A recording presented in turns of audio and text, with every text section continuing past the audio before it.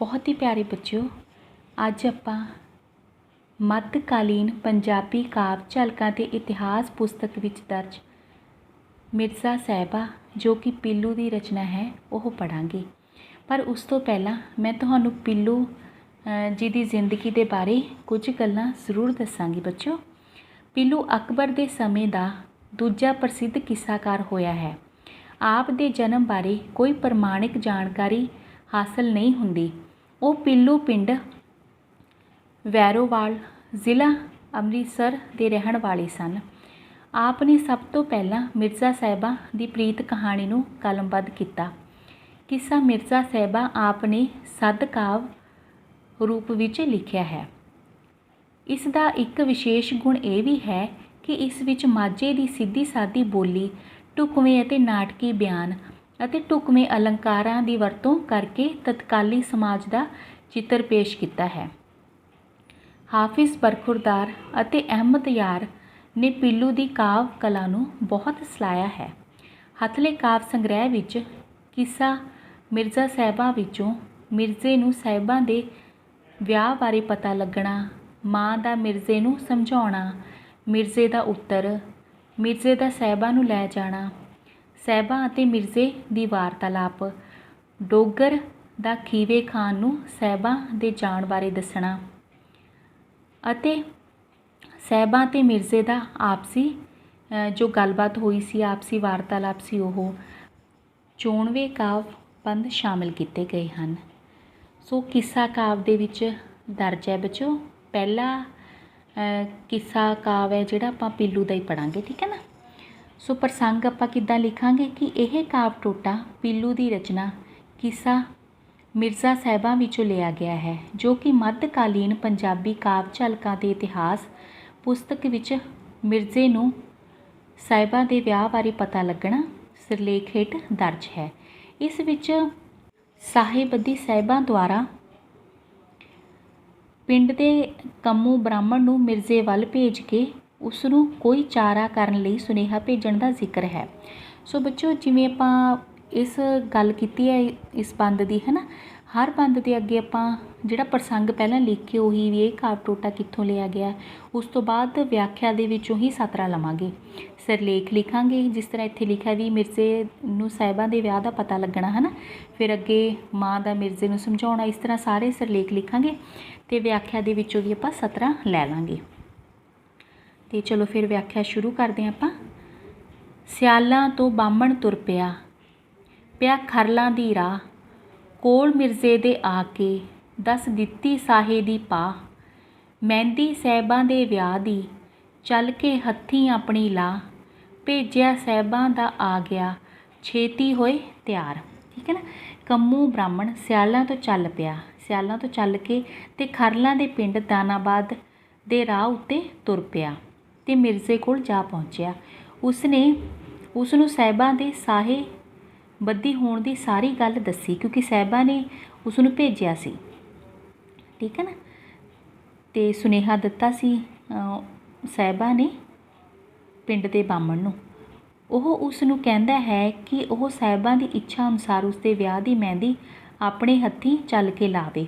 ਉਸਨੇ ਕਿਹਾ ਕਿ ਉਹ ਉਸ ਕੋਲ ਸਾਹਿਬਾਂ ਦਾ ਭੇਜਿਆ ਹੋਇਆ ਆਇਆ ਹੈ, ਇਸ ਕਰਕੇ ਉਹ ਜਲਦੀ ਜਲਦੀ ਉਸ ਨੂੰ ਉਧਾਲਣ ਲਈ ਚੱਲ ਪਈ, ਠੀਕ ਹੈ। ਅੱਗੇ ਮਾਂ ਦਾ ਮਿਰਜ਼ੇ ਨੂੰ ਸਮਝਾਉਣਾ।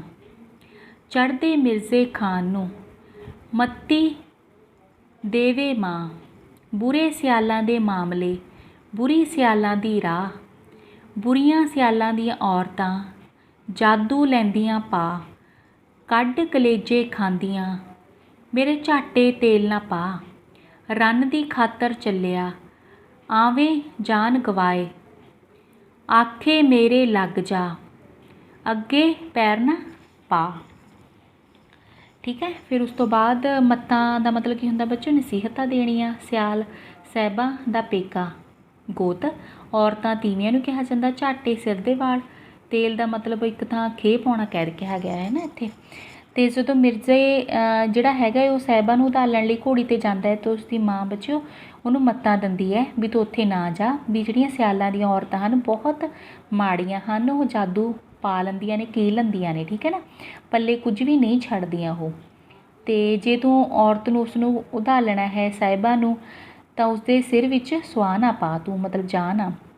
ਉਹ ਤੀਵੀਂ ਦੀ ਖਾਤਰ ਖਰਲਾਂ ਨੂੰ ਜਾ ਰਿਹਾ ਹੈ, ਪਰ ਉੱਥੇ ਸਿਆਲਾਂ ਦੇ ਗੁੱਸੇ ਦਾ ਸ਼ਿਕਾਰ ਹੋ ਕੇ ਆਪਣੀ ਜਾਨ ਗਵਾ ਬੈਠੇਗਾ। ਉਸ ਨੂੰ ਚਾਹੀਦਾ ਹੈ ਕਿ ਉਹ ਉਸ ਦੇ ਕਹੇ ਲੱਗੇ ਤੇ ਉਹ ਇਹ ਕੰਮ ਨਾ ਕਰੇ। ਠੀਕ ਹੈ ਬੱਚੋ, ਜਿਸ ਤਰ੍ਹਾਂ ਹਰ ਇੱਕ ਮਾਂ ਸਮਝਾਉਂਦੀ ਹੈ, ਚੰਗੇ ਵਾਸਤੇ ਸਮਝਾਉਂਦੀ ਹੈ ਨਾ। ਤੇ ਫਿਰ ਅੱਗੇ ਆ ਗਿਆ ਮਿਰਜ਼ੇ ਦਾ ਉੱਤਰ। ਅੱਗੋਂ ਮਿਰਜ਼ਾ ਬੋਲਿਆ, ਦੇਵਾਂ ਸੱਚ ਸਲਾਹ। ਤਾਂ ਮਿਰਜ਼ਾ ਅੱਗੋਂ ਕਹਿੰਦਾ ਮੈਂ ਸੱਚੀ ਸਲਾਹ ਦਿੰਦਾ। ਘਰ ਵੰਜਲ ਦੇ ਜੰਮਿਆ ਦਿੱਤੀ ਕੁੱਲ ਸਵਾਰ, ਵੀ ਮੈਂ ਇੰਨਾ ਬਹਾਦਰ ਜੰਮਿਆ ਵੀ ਮੈਂ ਸਾਰੀ ਕੁੱਲ ਸਵਾਰ ਦਿੱਤੀ ਹੈ। ਠੀਕ ਹੈ। ਸੱਦਿਆ ਸਾਹਿਬਾਂ ਸਿਆਲ ਕਿੱਕੁਰ ਦਿਆਂ ਜਵਾਬ, ਮੈਨੂੰ ਸਾਹਿਬਾਂ ਨੇ ਬੁਲਾਇਆ ਹੈ, ਮੈਂ ਕਿੱਕੁਰ ਮਤਲਬ ਕਿਵੇਂ ਜਵਾਬ ਦਿਆਂ। ਜੀਵਦਾ ਰਿਹਾ ਤਾਂ ਆ ਮਿਲਾਂ ਮਤ ਛੋੜਿਓ ਆਸ, ਵੀ ਤੂੰ ਮੇਰੀ ਮਿਲਣ ਦੀ ਆਸ ਨਾ ਛੱਡੀ, ਜਿਉਂਦਾ ਰਿਹਾ ਤਾਂ ਮੈਂ ਪੱਕਾ ਤੈਨੂੰ ਮਿਲੇਗਾ। ਮਿਰਜ਼ਾ ਸਿਆਲਾਂ ਨੂੰ ਟੁਰ ਪਿਆ ਚੱਲਿਆ ਹਵਾ ਸਵਾਰ, ਵੀ ਉਹ ਹਵਾ ਸਵਾਰ ਹੋ ਕੇ ਬਹੁਤ ਤੇਜ਼ ਚੱਲ ਪਿਆ। ਮਿਰਜ਼ਾ ਪੁੱਛੇ ਪੀਲੂ ਸ਼ਾਇਰ ਨੂੰ ਦੱਸੀ ਸ਼ਗਨ ਵਿਚਾਰ। ਠੀਕ ਹੈ ਨਾ। ਫਿਰ ਇਸ ਤੋਂ ਬਾਅਦ ਅੰਤ ਦੇ ਵਿੱਚ ਉਹ ਸਤਰ ਕਹਿੰਦੇ ਨੇ ਵੀ ਜਿਹੜਾ ਉਹ ਪੀਲੂ ਸ਼ਾਇਰ ਤੋਂ ਪੁੱਛ ਰਿਹਾ ਸੀ ਕਿ ਉਸ ਨੂੰ ਸ਼ਗਨ ਵਿਚਾਰ ਕੇ ਦੱਸੇ ਕਿ ਉਸ ਨੂੰ ਆਪਣੇ ਇਰਾਦੇ ਵਿੱਚ ਸਫਲਤਾ ਪ੍ਰਾਪਤ ਹੋਵੇਗੀ ਕਿ ਨਹੀਂ, ਮਤਲਬ ਪੀਲੂ ਨੇ ਆਪਣੇ ਲਈ ਲਿਖਿਆ। ਫਿਰ ਅੱਗੇ ਆ ਗਿਆ ਬੱਚੋ ਮਿਰਜ਼ੇ ਦਾ ਸਾਹਿਬਾਂ ਨੂੰ ਲੈ ਜਾਣਾ। ਤਾਂ ਅੱਗੋਂ ਮਿਰਜ਼ਾ ਬੋਲਦਾ, ਤੂੰ ਸੁਣ ਜਾਮ ਲੋਹਾਰ। ਤੇ ਇੱਥੇ ਜਾਮ ਲੋਹਾਰ ਕੀ ਹੈ ਬੱਚੋ, ਮਿਰਜ਼ੇ ਦਾ ਇੱਕ ਦੋਸਤ ਹੈ ਇਹ। ਠੀਕ ਹੈ। ਮਿਰਜ਼ਾ ਸਾਹਿਬਾਂ ਨੂੰ ਹਵੇਲੀ ਵਿੱਚੋਂ ਕੱਢਣ ਦੀ ਤਰਕੀਬ ਬਣਾ ਕੇ ਜਾਮ ਲਾਹੌਰ ਕੋਲ ਪੁੱਜਾ ਤੇ ਉਸ ਨੂੰ ਕਹਿਣ ਲੱਗਾ ਕਿ ਉਹ ਭਾਵੇਂ ਸੁੱਤਾ ਹੈ ਜਾਂ ਜਾਗਦਾ ਜਾਂ ਅੱਧ ਸੁੱਤਾ ਪਿਆ ਹੈ। ਕਿਆ ਸੁੱਤਾ ਕਿਆ ਜਾਗਦਾ ਕੀ ਤੂੰ ਗਿਆ ਪਵਾਰ। ਠੀਕ ਹੈ। ਪਵਾਰ ਮਤਲਬ ਮੁਰਦੇ ਨੂੰ ਵੀ ਕਹਿ ਦਿੰਦੇ ਹਾਂ। ਠੀਕ ਹੈ। ਤੇ ਮਜ਼ਦੂਰੀ ਲੈ ਲਈ ਆਪਣੀ ਕਿੱਲੀਆਂ ਦੇਈ ਹਜ਼ਾਰ। ਠੀਕ ਹੈ। ਉਹ ਜਲਦੀ ਕਹਿੰਦਾ ਵੀ ਤੂੰ ਉਸ ਨੂੰ 1000 ਕਿੱਲੀਆਂ ਬਣਾ ਕੇ ਦੇਵੇ। ਜੇ ਤੂੰ ਭਾਈ ਧਰਮ ਦਾ ਸਾਹਿਬਾਂ ਟੋਰੀ ਨਾਲ ਮਿਰਜ਼ੇ ਕਿੱਲੀਆਂ ਗੱਡੀਆਂ ਪੰਜੇ ਪੀਰ ਮਨਾ। ਫਿਰ ਉਹ ਕਹਿੰਦਾ ਹੈ ਵੀ ਤੂੰ ਮੇਰਾ ਧਰਮ ਦਾ ਭਰਾ ਹੈ ਤਾਂ ਮੈਨੂੰ ਮੇਰਾ ਬੰਦੋਬਸਤ ਕਰ, ਮੇਰੀ ਮਦਦ ਕਰ ਤੇ ਸਾਹਿਬਾਂ ਨੂੰ ਮੇਰੇ ਨਾਲ ਤੂੰ ਟੋਰਨ ਦੇ ਵਿੱਚ ਮਦਦ ਕਰ, ਪ੍ਰਬੰਧ ਕਰ।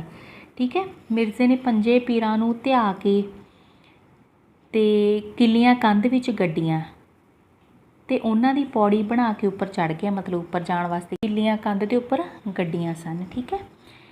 ਪੌੜੀ ਪੌੜੀ ਜੱਟ ਚੜ੍ਹ ਗਿਆ ਉੱਪਰ ਚੜ੍ਹਿਆ ਜਾ, ਉੱਪਰੋਂ ਸਾਹਿਬਾਂ ਉਤਰੀ ਪੈ ਗਈ ਛਣਕਾਰ, ਵੀ ਮਤਲਬ ਪੌੜੀ ਪੌੜੀ ਕਰਕੇ ਉੱਪਰ ਚਲਾ ਗਿਆ। ਸਾਹਿਬਾਂ ਜਦੋਂ ਨੀਚੇ ਉਤਰੀ ਤਾਂ ਉਹਦੇ ਗਹਿਣਿਆਂ ਕਲੀਰਿਆਂ ਦੀ ਛਣਕਾਰ ਦੀ ਆਵਾਜ਼ ਦੀ ਗੂੰਜ ਪੈਦਾ ਹੋਈ। ਫਿਰ ਅੱਗੇ ਆ ਗਿਆ ਸਾਹਿਬਾਂ ਤੇ ਮਿਰਜ਼ੇ ਦੀ ਵਾਰਤਾਲਾਪ ਆ ਬੱਚੋ। ਸਾਹਿਬਾਂ ਕੀ ਕਹਿੰਦੀ ਆ, ਸਾਲੂ ਦਾ ਪੱਲਾ ਅਟਕਿਆ ਰਤਾ ਕੋ ਬੱਕੀ ਨੂੰ ਫੇਰ। ਤਾਂ ਸਾਲੂ ਕੀ ਹੁੰਦਾ ਬੱਚੋ, ਜਿਹੜਾ ਉਹਨੇ ਉੱਪਰ ਲਿਆ ਹੋਇਆ ਸੀ ਹੈ ਨਾ, ਤੇ ਸਿਰ ਦੇ ਉੱਪਰ ਲਿਆ ਹੋਇਆ ਸੀ ਫੁਲਕਾਰੀ। ਸਾਲੂ ਪਹਿਲਾਂ ਔਰਤਾਂ ਲੈਂਦੀਆਂ ਸਨ। ਠੀਕ ਹੈ। ਵਿਆਹ ਦੇ ਸਮੇਂ ਲੈਂਦੀਆਂ ਸਨ। ਕਵੀ ਲਿਖਦਾ ਹੈ ਕਿ ਜਦੋਂ ਮਿਰਜ਼ੇ ਨੇ ਸਾਹਿਬਾਂ ਨੂੰ ਉਧਾਲਿਆ ਤਾਂ ਕੰਧ ਉੱਪਰੋਂ ਕਿੱਲੀਆਂ ਕੱਢ ਕੇ ਸਾਹਿਬਾਂ ਨੂੰ ਲੈ ਗਿਆ ਸੀ। ਅਤੇ ਇਹਨਾਂ ਦੇ ਵਿੱਚ ਜਦੋਂ ਵਾਰਤਾਲਾਪ ਹੋ ਰਹੀ ਸੀ ਉਦੋਂ ਦੀ ਗੱਲ ਹੈ ਵੀ ਤੂੰ ਜਿਹੜੀ ਬੱਕੀ ਹੈ ਇਹਨੂੰ ਤੂੰ ਥੋੜ੍ਹਾ ਜਿਹਾ ਉਹ ਕਰ, ਰੋਕ, ਕਿਉਂਕਿ ਮੇਰਾ ਜਿਹੜਾ ਸਾਲੂ ਦਾ ਪੱਲਾ ਏ, ਮੇਰੇ ਦੁਪੱਟੇ ਦਾ ਪੱਲਾ ਏ, ਉਹ ਕਿੱਲੀ ਦੇ ਵਿੱਚ ਅੜ ਗਿਆ ਏ। ਠੀਕ ਹੈ। ਠੀਕ ਹੈ। ਫਿਰ ਉਹ ਕਹਿੰਦੇ ਨੇ ਅੱਗੇ ਘਰ ਬਾਪ ਦਾ 9 ਲੱਖਾਂ ਲੈ ਦਿਆਂ ਸਾਲੂਆਂ ਦਾ ਢੇਰ, ਚੜ੍ਹੀ ਰਹਿ ਬੱਕੀ ਦੀ ਬੇਲ ਤੇ ਸੁੱਖ ਮਿਰਜ਼ੇ ਦੀ ਲੋੜ। ਤਾਂ ਉਹ ਕਹਿੰਦਾ ਵੀ ਤੂੰ ਮੈਨੂੰ ਰੋਕਣ ਲਈ ਨਾ ਕਹਿ ਬੱਕੀ। ਠੀਕ ਹੈ। ਮੈਂ ਬਹੁਤ ਅਮੀਰ ਬਾਪ ਦਾ ਪੁੱਤਰ ਹਾਂ, ਤੈਨੂੰ ਬਹੁਤ ਸਾਲੂ ਲੈ ਕੇ ਦਊਂਗਾ ਇਹ ਜੇ, ਵੀ ਤੂੰ ਫਿਲਹਾਲ ਆਪਣੇ ਜਿਹੜਾ ਮਿਰਜ਼ੇ ਦੀ ਖੈਰ ਨੂੰ ਲੋੜ। ਠੀਕ ਹੈ। ਅਤੇ ਤੂੰ ਜਾ ਕੇ ਇੱਥੇ ਬਹਿ ਜਾ, ਤੂੰ ਫਿਕਰ ਨਾ ਮੰਨ, ਮਿਰਜ਼ੇ ਦੀ ਸੁੱਖ ਮੰਗ। ਠੀਕ ਹੈ।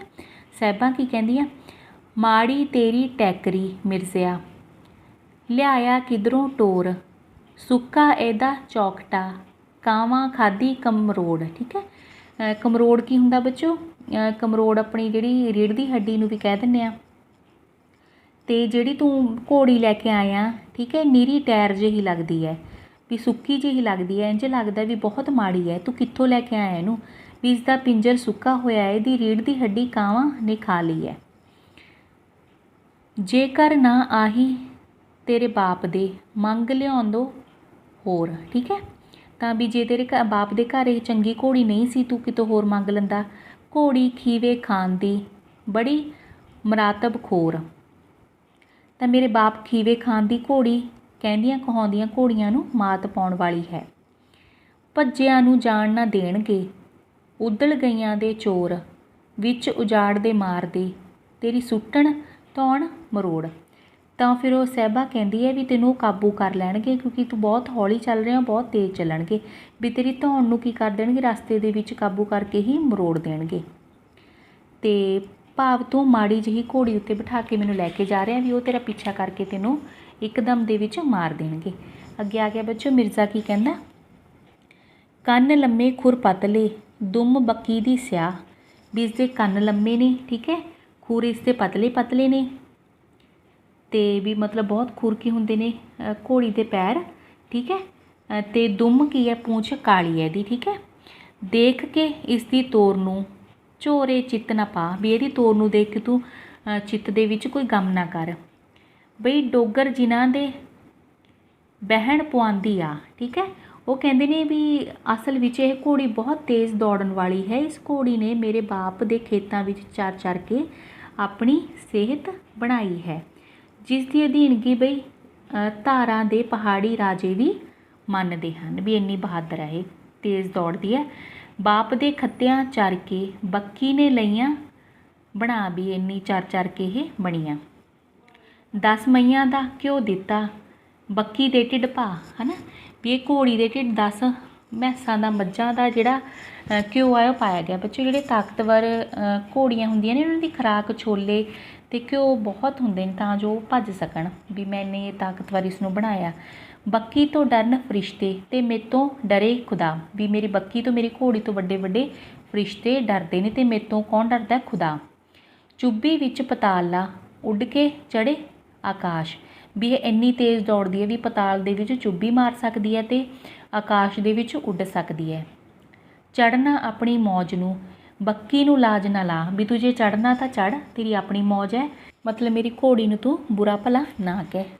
ਅੱਗੇ ਆ ਗਿਆ ਡੋਗਰ ਦਾ ਖੀਵੇ ਖਾਨ ਨੂੰ ਸਾਹਿਬਾਂ ਦੇ ਜਾਣ ਬਾਰੇ ਦੱਸਣਾ।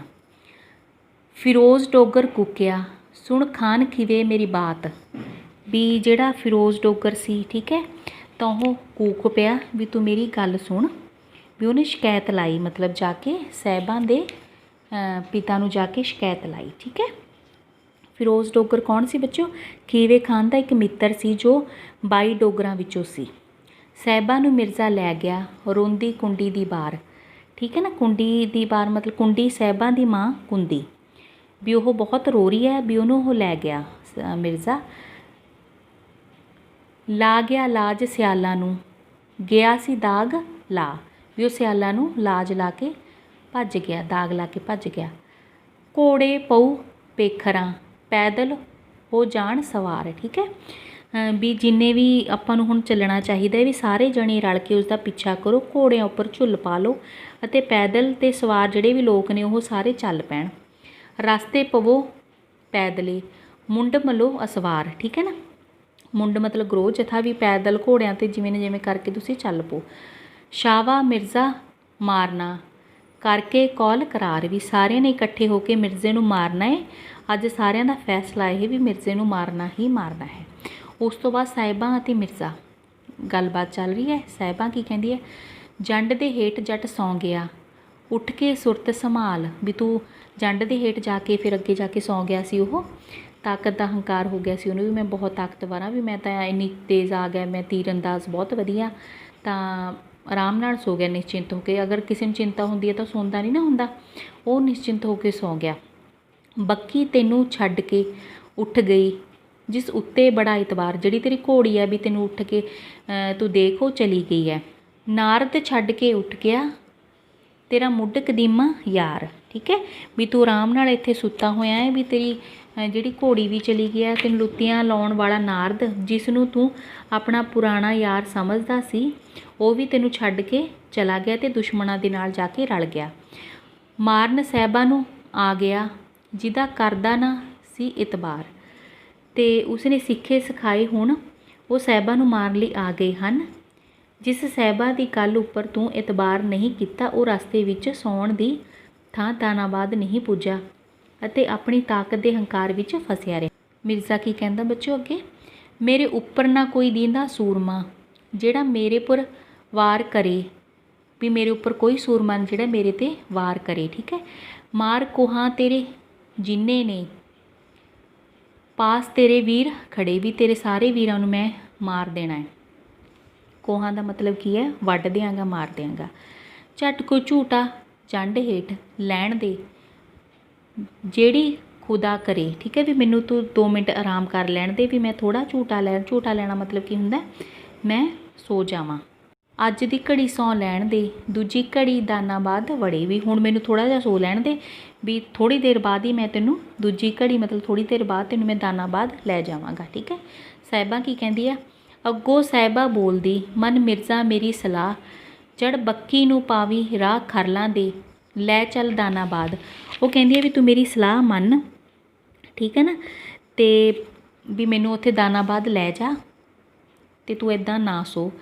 ਸਿਆਲਾਂ ਦੀਆਂ ਘੋੜੀਆਂ ਆਦਮ ਖਾਣੀਆਂ, ਨਿੱਤ ਰੋਕ ਲੈਂਦੀਆਂ ਰਾਹ, ਠੀਕ ਹੈ, ਵੀ ਨਿੱਤ ਰਾਹ ਰੋਕ ਲੈਂਦੇ ਨੇ, ਬਹੁਤ ਤੇਜ਼ ਨੇ। ਜੇ ਤੂੰ ਮਿਰਜ਼ਾ ਸੂਰਮਾ ਮੇਰੇ ਸਾਹਿਬਾਂ ਦੀ ਓੜ ਨਿਭਾ, ਵੀ ਜੇ ਤੂੰ ਇੰਨਾ ਵੱਡਾ ਸੂਰਮਾ ਹੈ, ਤੂੰ ਮੇਰੀ ਗੱਲ ਉੱਥੋਂ ਚੱਲ ਪਾ, ਠੀਕ ਹੈ, ਗੱਲ ਮੰਨ ਲੈ ਮੇਰੀ, ਠੀਕ ਹੈ, ਤੂੰ ਇੱਥੋਂ ਚੱਲ। ਮਿਰਜ਼ਾ ਕੀ ਕਹਿੰਦਾ ਅੱਗੇ, ਮਿਰਜ਼ੇ ਵਿੱਚ ਵੱਡਾ ਗੁਮਾਨ ਥਾ, ਫਿਰ ਸੌਂ ਗਿਆ ਜੰਡੋਰੇ ਦੇ ਪਾਸ। ਫਿਰ ਦੁਬਾਰਾ ਉਹ ਸੌਂ ਗਿਆ, ਉਹਦੇ ਵਿੱਚ ਗੁਮਾਨ ਸੀ, ਮਤਲਬ ਮੈਂ ਮਿੰਟ ਦੇ ਵਿੱਚ ਸਾਰੇ ਵੱਢ ਦੂੰਗਾ। ਮੈਂ ਵੱਲ ਵੱਲ ਵੱਢ ਦੇਊਂਗਾ ਸੂਰਮੇ, ਦੇਊਂਗਾ ਪੂਰ ਖਪਾ, ਮੈਨੂੰ ਝੱਟ ਕੁ ਢੌਂਕਾ ਲਾ ਲੈਣ ਦੇ, ਮੈਨੂੰ ਸੁੱਤੇ ਨੂੰ ਨਾ ਜਗਾ, ਵੀ ਮੈਂ ਤਾਂ ਮਿੰਟ ਦੇ ਵਿੱਚ ਸਭ ਨੂੰ ਵੱਢ ਦੇਊਂਗਾ, ਵੱਡੇ ਵੱਡੇ ਸੂਰਮਿਆਂ ਨੂੰ ਖ਼ਤਮ ਕਰ ਦੇਵਾਂਗਾ। ਮੈਨੂੰ ਝੱਟ ਕੁ ਢੌਂਕਾ ਦਾ ਮਤਲਬ ਕੀ ਹੁੰਦਾ ਬੱਚੇ, ਥੋੜ੍ਹਾ ਜਿਹਾ ਢਮਕਾ ਨਹੀਂ ਆਪਾਂ ਕਹਿੰਦੇ ਵੀ ਸੋਣਾ, ਵੀ ਉੱਦਾਂ ਮੈਨੂੰ ਸੋ ਲੈਣ ਦੇ। ਦਿਨ ਚੜ੍ਹੇ ਨੂੰ ਚੱਲਾਂਗੇ, ਤੈਨੂੰ ਲੈ ਚੱਲਾਂ ਦਾਨਾਬਾਦ, ਵੀ ਜਦੋਂ ਵੀ ਦਿਨ ਚੜ੍ਹ ਗਿਆ ਵੀ ਮੈਂ ਤੈਨੂੰ ਦਾਨਾਬਾਦ ਲੈ ਕੇ ਚਲਾ ਜਾਵਾਂਗਾ। ਅੰਤ ਦੇ ਵਿੱਚ ਆ ਗਿਆ ਬੱਚੋ ਮਿਰਜ਼ੇ ਦੀ ਮੌਤ। ਹੋਣੀ ਮਿਰਜ਼ੇ 'ਤੇ ਕੁੱਦ ਪਈ, ਰਲੀ ਸਿਆਲਾਂ ਦੇ ਨਾਲ, ਛੁੱਟੀ ਕਾਨੀ ਗਜ਼ਬ ਦੀ, ਲੈ ਗਈ ਮਿਰਜ਼ੇ ਨੂੰ ਨਾਲ, ਵੀ ਜਿਹੜੀ ਹੋਣੀ ਸੀ ਉਹ ਮਿਰਜ਼ੇ ਦੇ ਉੱਪਰ ਆ ਕੇ ਟੁੱਟ ਪਈ, ਠੀਕ ਹੈ, ਸਿਆਲਾਂ ਦੇ ਨਾਲ ਰਲ ਪਈ, ਮਤਲਬ ਮਾਰਨ ਵਾਸਤੇ। ਛੁੱਟੀ ਕਾਨੀ ਗਜ਼ਬ ਦੀ, ਲੈ ਗਈ ਮਿਰਜ਼ੇ ਨੂੰ ਨਾਲ, ਵੀ ਜਿਹੜੀ ਮੌਤ ਸੀ ਉਹ ਦੁਸ਼ਮਣਾਂ ਦੇ ਨਾਲ ਰਲੀ ਹੋਈ ਸੀ, ਠੀਕ ਹੈ ਨਾ, ਉਹ ਆ ਕੇ ਇੱਕਦਮ ਹੀ ਉਹ ਮਿਰਜ਼ੇ 'ਤੇ ਉਹ ਟੁੱਟ ਪਈ, ਠੀਕ ਹੈ। ਉਹਨੇ ਕੀ ਕੀਤਾ, ਮਿਰਜ਼ੇ ਨੂੰ ਖ਼ਤਮ ਕਰ ਦਿੱਤਾ। ਅਤੇ ਫਿਰ ਉਸ ਤੋਂ ਬਾਅਦ ਰੂਹ ਮਿਰਜ਼ੇ ਦੀ ਨਿਕਲ ਗਈ, ਲੱਗੀ ਜੰਡੋਰੇ ਦੇ ਨਾਲ, ਵੀ ਮਰ ਕੇ ਉਸਦੀ ਜਿਹੜੀ ਰੂਹ ਸੀ, ਠੀਕ ਹੈ, ਉਹ ਕਿੱਥੇ ਚਲੀ ਗਈ, ਜੰਡੋਰੇ ਦੇ ਨਾਲ, ਮਤਲਬ ਜੰਡ ਦੇ ਉੱਪਰ ਚਲੀ ਗਈ। ਮੰਦਾ ਕੀਤਾ ਹੀ ਸਾਹਿਬਾਂ, ਤੂੰ ਰਲ ਗਈ ਸਿਆਲਾਂ ਦੇ ਨਾਲ। ਤਾਂ ਮਿਰਜ਼ਾ ਮਰਦਾ ਹੋਇਆ ਕਹਿੰਦਾ ਵੀ ਤੂੰ ਬਹੁਤ ਮਾੜਾ ਕੀਤਾ ਏ, ਵੀ ਤੂੰ ਕਿਹਦੇ ਨਾਲ ਰਲ ਗਈ, ਸਿਆਲਾਂ ਦੇ ਨਾਲ ਰਲ ਗਈ, ਕਿਉਂਕਿ ਉਹਨੇ ਤੀਰ ਟੰਗਦੇ ਸੀ ਨਾ ਉੱਪਰ। ਜਦੋਂ ਮਿਰਜ਼ਾ ਉੱਠਿਆ ਉਹਨੂੰ ਇਹ ਸੀ ਮੇਰੇ ਭਰਾਵਾਂ ਨੂੰ ਖ਼ਤਮ ਕਰ ਦੇਵੇਗਾ ਇਹ, ਤਾਂ ਇਸ ਕਰਕੇ ਉਹਨਾਂ ਤਰਕਸ਼ ਕੀ ਕੀਤਾ ਸੀ, ਜੰਡ ਦੇ ਉੱਪਰ ਟੰਗਦਾ ਸੀ। ਤਾਂ ਫਿਰ ਉਹਨੂੰ ਮਤਲਬ ਅੰਤ ਦੇ ਵਿੱਚ ਜਦੋਂ ਉੱਠਿਆ ਇੱਕਦਮ ਉਹਨੇ ਦੇਖਿਆ ਵੀ ਤੀਰ ਉੱਥੇ ਹੈਗੇ ਨਹੀਂ ਸੀ, ਇਸ ਕਰਕੇ ਪਹਿਲਾਂ ਉਹ ਨਿਹੱਥਾ ਸੀ, ਤਾਂ ਪਹਿਲਾਂ ਉਹਨਾਂ ਨੇ ਵਾਰ ਕਰਤਾ, ਉਹਨੂੰ ਮਾਰਤਾ, ਠੀਕ ਹੈ। ਤਾਂ ਮਿਰਜ਼ਾ ਮਰਦਾ ਹੋਇਆ ਕਹਿੰਦਾ ਵੀ ਤੂੰ ਮੇਰੇ ਨਾਲ ਬਹੁਤ ਮਾੜੀ ਕੀਤੀ, ਠੀਕ ਹੈ ਬੱਚੋ। ਕੇਂਦਰੀ ਭਾਵ ਕਿੱਦਾਂ ਲਿਖਾਂਗੇ ਬੱਚੋ, ਆਪਾਂ ਲਿਖਾਂਗੇ ਕਿ ਮਿਰਜ਼ਾ ਅਤੇ ਸਾਹਿਬਾਂ ਪੀਲੂ ਦਾ ਰਚਿਆ ਹੋਇਆ ਕਿੱਸਾ ਹੈ, ਅਤੇ 12ਵੀਂ ਜਮਾਤ ਦੇ ਵਿੱਚ ਕਿੱਸਾ ਕਾਵਿ ਦੇ ਵਿੱਚ ਦਰਜ ਹੈ, ਠੀਕ ਹੈ। ਇਸ ਦੇ ਵਿੱਚ ਸਾਹਿਬਾਂ ਦਾ ਵਿਆਹ ਧਰ ਦਿੱਤਾ ਜਾਂਦਾ ਹੈ, ਤਾਂ ਉਹ ਇੱਕ ਬਾਹਮਣ ਦੇ ਹੱਥ ਸੁਨੇਹਾ ਭੇਜਦੀ ਹੈ ਮਿਰਜ਼ੇ ਨੂੰ ਕਿ ਉਸ ਦਾ ਵਿਆਹ ਧਰ ਦਿੱਤਾ ਗਿਆ ਹੈ, ਇਸ ਕਰਕੇ ਉਹ ਵੀ ਉਹ ਸਾਹਿਬਾਂ ਨੂੰ ਲੈ ਜਾਵੇ ਇੱਥੋਂ ਆ ਕੇ।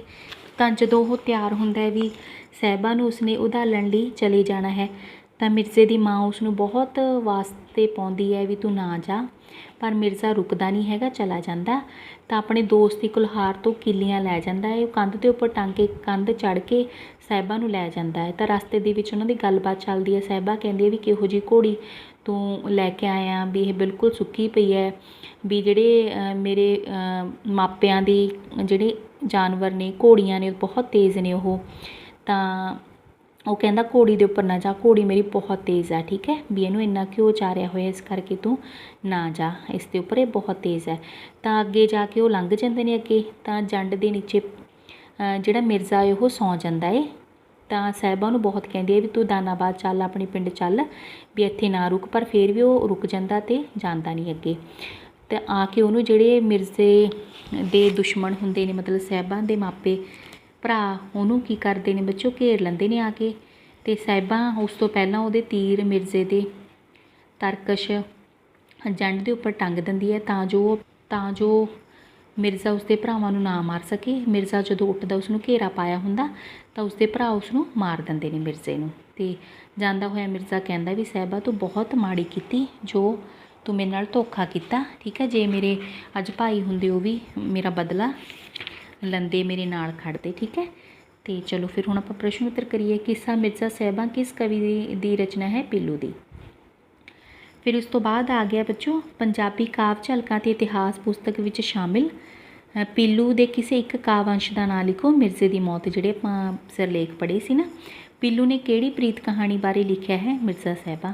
ਸਭ ਤੋਂ ਪਹਿਲਾਂ ਕਿਹੜੇ ਕਵੀ ਨੇ ਮਿਰਜ਼ਾ ਸਾਹਿਬਾਂ ਦੀ ਪ੍ਰੀਤ ਕਹਾਣੀ ਨੂੰ ਆਧਾਰ ਬਣਾ ਕੇ ਲਿਖਿਆ ਹੈ? ਪੀਲੂ ਨੇ। ਪੰਜਾਬੀ ਵਿੱਚ ਸਭ ਤੋਂ ਪਹਿਲਾਂ ਦੁਖਾਂਤ ਕਿੱਸਾ ਲਿਖਣ ਵਾਲਾ ਕੌਣ ਹੈ? ਪੀਲੂ, ਕਿਉਂਕਿ ਮਿਰਜ਼ੇ ਦੀ ਮੌਤ ਹੋ ਜਾਂਦੀ ਹੈ ਨਾ। ਮਿਰਜ਼ੇ ਦਾ ਪਿੰਡ ਕਿਹੜਾ? ਦਾਨਾਬਾਦ। ਮਿਰਜ਼ੇ ਦੀ ਜਾਤ ਕਿਹੜੀ ਹੈ? ਖਰਲ। ਬ੍ਰਾਹਮਣ ਨੂੰ ਮਿਰਜ਼ੇ ਵੱਲ ਕਿਸ ਨੇ ਭੇਜਿਆ? ਸਾਹਿਬਾਂ ਨੇ। ਮਿਰਜ਼ੇ ਨੂੰ ਸਾਹਿਬਾਂ ਦੇ ਵਿਆਹ ਬਾਰੇ ਕਿਸ ਨੇ ਦੱਸਿਆ? ਬ੍ਰਾਹਮਣ ਨੇ। ਚੜ੍ਹਦੇ ਮਿਰਜ਼ੇ ਖਾਨ ਨੂੰ ਮੱਤੀ ਦੇਵੇ ਮਾਂ।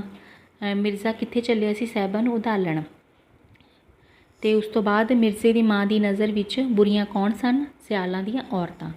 ਵੰਜਲ ਮਿਰਜ਼ੇ ਦਾ ਕੀ ਲੱਗਦਾ ਸੀ? ਬਾਪ।